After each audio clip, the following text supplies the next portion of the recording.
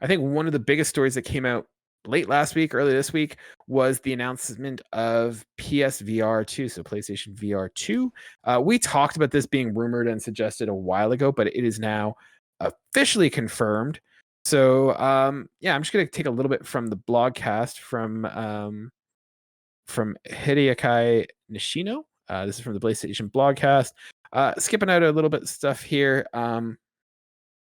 So building upon our innovations from the PS5, PlayStation VR2 adds true next-gen experience with high-fidelity visuals, new sensory features, and enhanced tracking, along with simplified single-cord setup.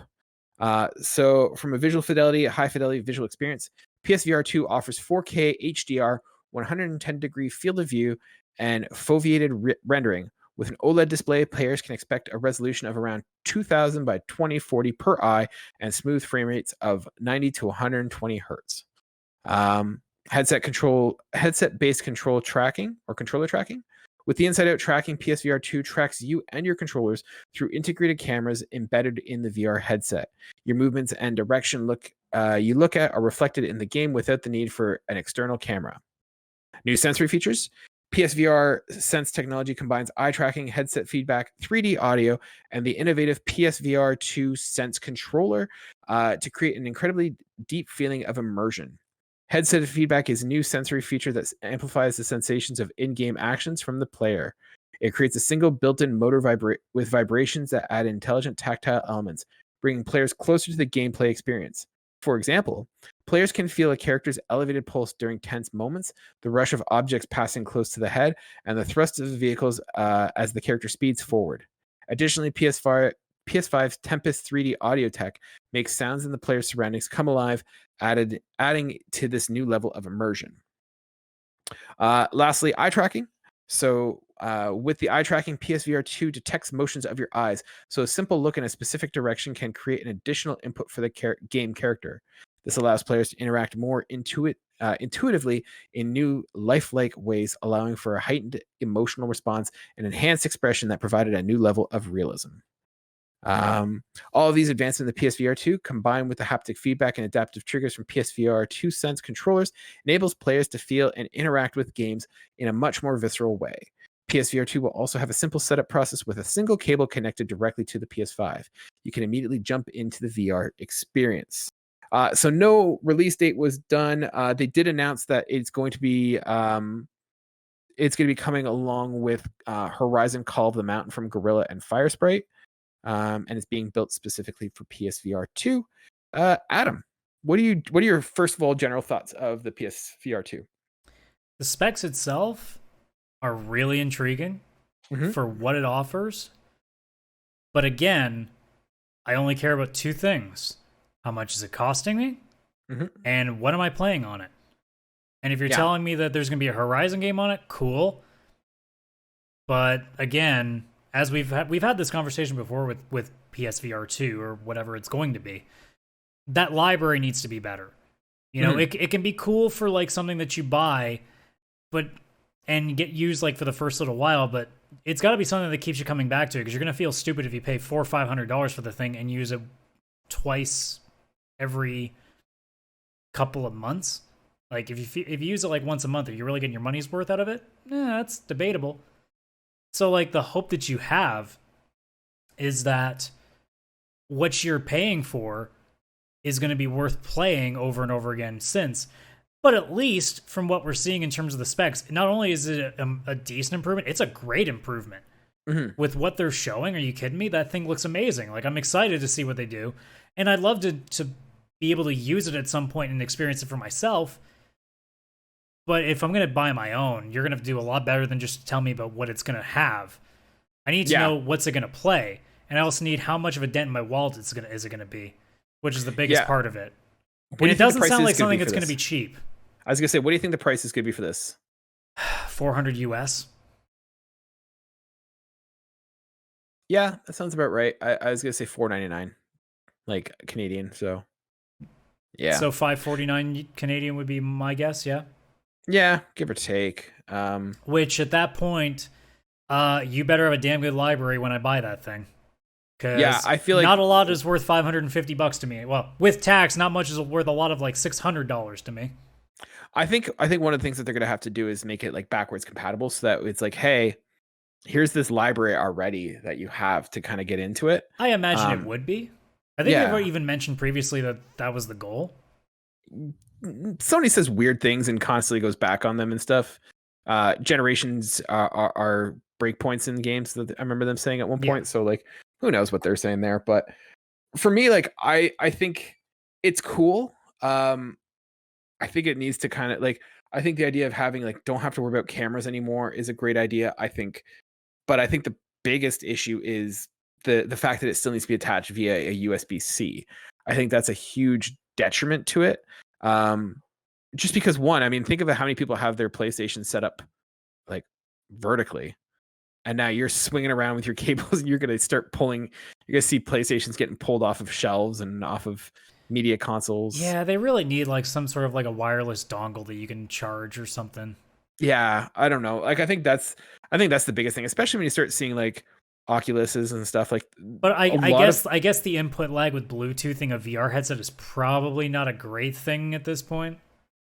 But make it an option. Like, hey, because like, let's be honest, half of the PlayStation VR games aren't like time sensitive or quick twitchy. Like, no, it's but here. I mean, Look here. If we're trying to make it into a much bigger system with like a better library, you're kind of going to need to make sure that it's going to be not only comfortable to play, but it's still going to be responsive. Yeah, I guess that's the one thing that I guess they worry about, is that maybe it just won't be as responsive as it needs to be. Because who knows, they may have tried and maybe they just go, well, we can't get this to work fast enough that it's just not worth the hassle right now. I do think like I think we're kind of spoiled because I mean, it wasn't too long ago. Well, it's a little while ago, but like I remember being a kid and like I had my controller plugged into the Nintendo or PlayStation or whatever, and that was a way that we just used to do things, and that wasn't very long. Like, they were like 4 or 5 feet, and like you would sit right by the TV. So like, I feel like we've gotten spoiled and such. But yeah, why do you think I'm wearing glasses? Yeah. I think this is going to be definitely a step in the direction. Like, the first PlayStation VR was designed to be sort of that PlayStation 1 sort of proof of concept. Here's what we're trying to do. And I think PSVR2 like is, hey, proof of concept work. Here's us actually getting into it. And I think one of the problems with the PSVR1 was that it was like a half step. Like, they did the VR console, like the headset, but you were still using those crappy Move controllers, and they were kind of garbage, especially because they didn't have any way for you to like traverse in the game. Like, you had to either do like teleportation or something like that. Like, I want to go here, zoom over there. I think the DualSense, what the heck do they call them? Anyways, like the little like, controllers, DualSense controllers. Having the ability to kind of move with like an analog stick while you look around, I think is really cool. I think this is definitely gonna be more immersive, and I'm skeptical. Like, I still need more details, but I'm kind of on board. Like, I bought the first one. Was it gimmicky as hell? Hell yeah. Did I use it fully? No, I haven't used it in like a year, but I loved it. I don't regret buying it, and I still have it. So yeah. I mean, I'll straight up say, like, PSVR2 needs to be that significant step forward. It does. Because Microsoft clearly has no interest in pursuing it at this point. And to be completely honest, I don't think Steam, Vive, or Oculus are really going to push it. I think if we're going to get a really big forward step in gaming for VR, I think this has to be it now. I think they need to go one step further than that, though. I think it needs to go beyond just gaming. I think they need to start using it for social. Yeah, but what I mean is, like, they need to show that this is what the platform can do. So this window that they have needs to show that it's not a proof of concept anymore. This is going to be the future. Whether it leads into AR down the line, but they need to at least say, like, okay, it's not just going to be gaming in front of your TV anymore. It's not just going to be talking to your friends on your TV anymore, or using like what we do with Discord, obviously with webcams. It's like, no, this is what the future is going to hold. They need to take that steps in some way, in some different form. You prefer the games because it's a fucking PlayStation thing, but you want to see that accessibility otherwise too. I don't think they necessarily need to go down that route of, here is the socializing, here's how you like. I feel like that is where Steam and HTC and all and like, it would be Oculus a bonus. It'd be a bonus. I think what PlayStation do is like, yeah, here is the new, like, we are the cornerstone of VR gaming.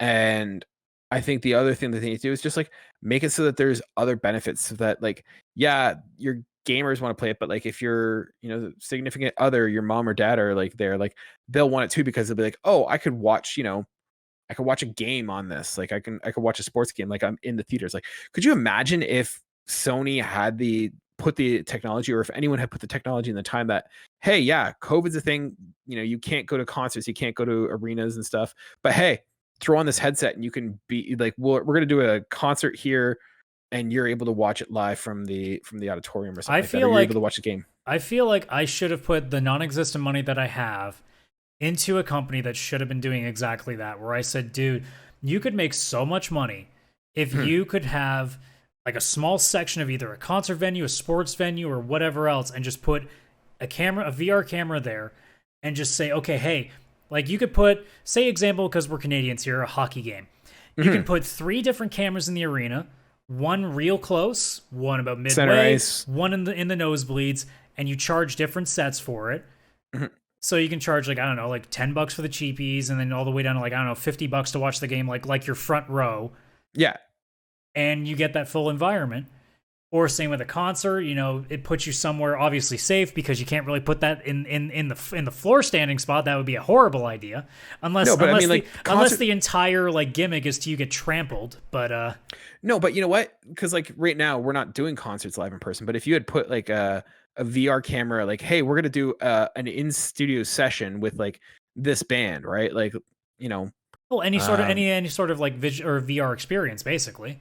You so can it's just even like, have hey, a setup where, like, I don't know if Sony's like working on, because there was the rumors they were going to possibly throw in like Crunchyroll into their PlayStation Now thing if they end up having some sort of contract with like any sort of like movie or television show app, like not a Netflix, I can't see that, but like in general, like any sort of app to that structure. And all you got to do is build this fake ass VR like movie theater place where it looks like you're sitting in a theater watching a movie. Be honest, they actually do have that right now, sort of. Like you can watch movies and like TV shows and stream and stuff with the VR screen. Yeah. So like it ends up making it look like a theater. It's kind of wonky because it has like, it's not a full 1080p or like 4K, but like I'm thinking you just do VR experiences, like, get, Imagine Dragons to, hey, we're going to put you guys in like this room, like this little studio, do a little concert. We're going to put a VR camera in here. You're now with the band as they're hanging out, like make it like, that's kind of what. Why didn't we do this during the pandemic? We should have done this. There's a lot of things that were missed opportunities because we were too busy just making money hand over fist doing other things like doing this podcast, workers, right? But you meant us, not particularly the industry. Well, no, I was talking about us. I have like 2 quarters to my name, so I don't know what you're expecting me in terms of the cash flow to do. I don't think I'm getting a loan for any of this stuff. Yeah, I don't even know how VR works, so I don't know people for this. But. Yeah, look, just because I'm the resident techie on the show doesn't mean I know everything, and I certainly have no clue on that front.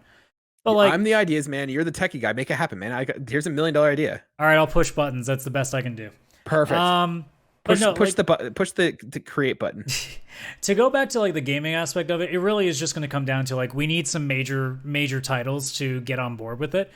Honestly, like if I'm Sony, I'm working with whoever I need to get a VR Killzone game or something to that extent and get that in.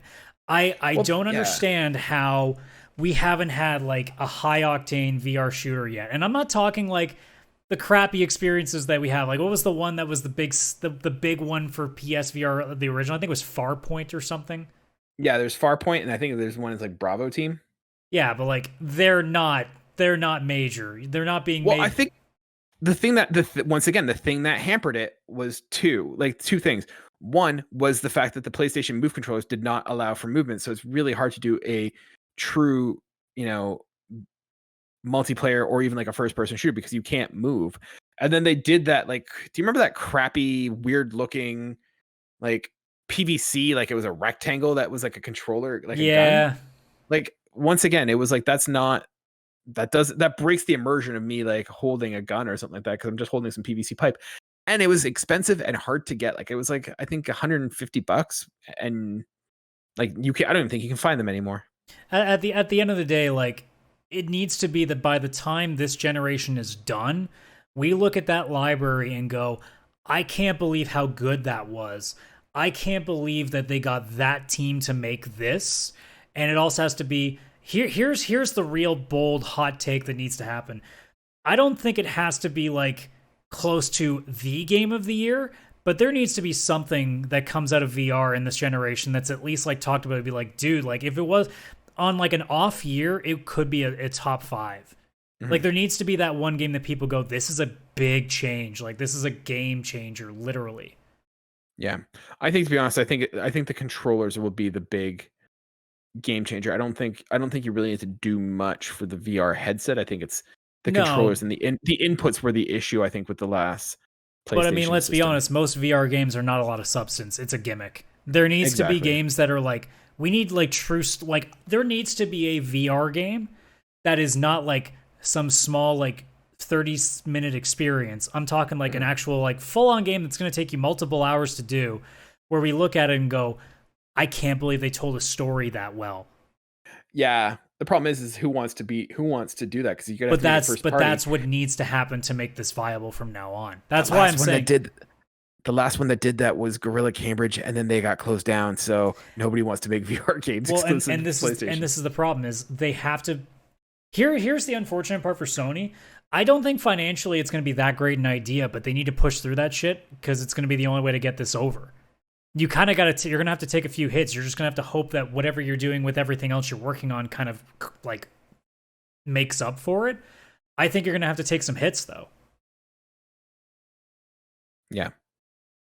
Yeah. Like, I don't know if that means like you're just going to have to pony up some money to get some studios to make some really high quality stuff that's not going to sell very well, but you're coming out of your pocket that they're making these things. Or I don't know, but I don't see a future for this as a platform without it having a really huge step forward. I'm not talking about a minor step. I'm talking about like a giant leap, because I think at this point people are starting to wise up to this being a gimmick.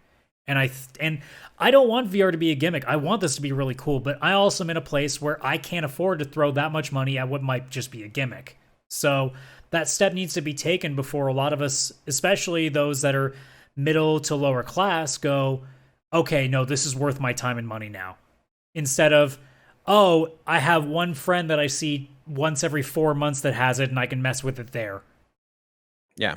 Or, hey, there's this VR arcade that's opened up near, like a 30-minute drive from my place. I'll go try a couple things there. Like it needs to be, this is worth $500 to put in my house. And I don't think we're there. And that's why it needs to be that step this time.